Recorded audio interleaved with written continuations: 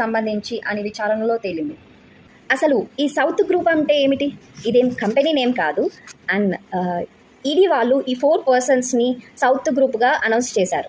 అందులో ఎవరెవరు ఉన్నారు అని అంటే కవిత గారు, శరత్ రెడ్డి గారు, ఈయన Aurobindo group company owner, and Magunta Srinivasulu Reddy, he is MP of Ongole, and his son Raghav గారు. ఈ 4 పర్సన్స్ని సౌత్ గ్రూప్గా చెప్పడం జరిగింది.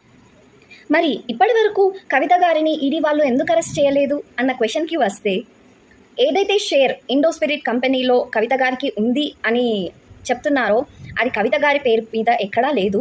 అది హైదరాబాద్ బిజినెస్ మ్యాన్ అయిన అరుణ్ రామచంద్రన్ పిల్లై గారి పేరు మీద ఉంది. అండ్ ఇదే విషయాన్ని ఇండోస్పిరిట్ కంపెనీ ఓనర్ అయిన సమీర్ మహీంద్రా గారే తన విచారణలో చెప్పారు. అండ్ ఈ సౌత్ గ్రూప్ వాళ్ళు ఈ లిక్కర్ ఎక్సైజ్ పాలసీకి సంబంధించి ఆమ్ ఆద్మీ పార్టీ వాళ్ళకి పెద్ద మొత్తంలో 100 crores ఆఫ్ రూపీస్ని ఇచ్చినట్టుగా ఈ విచారణలో తెలిసింది.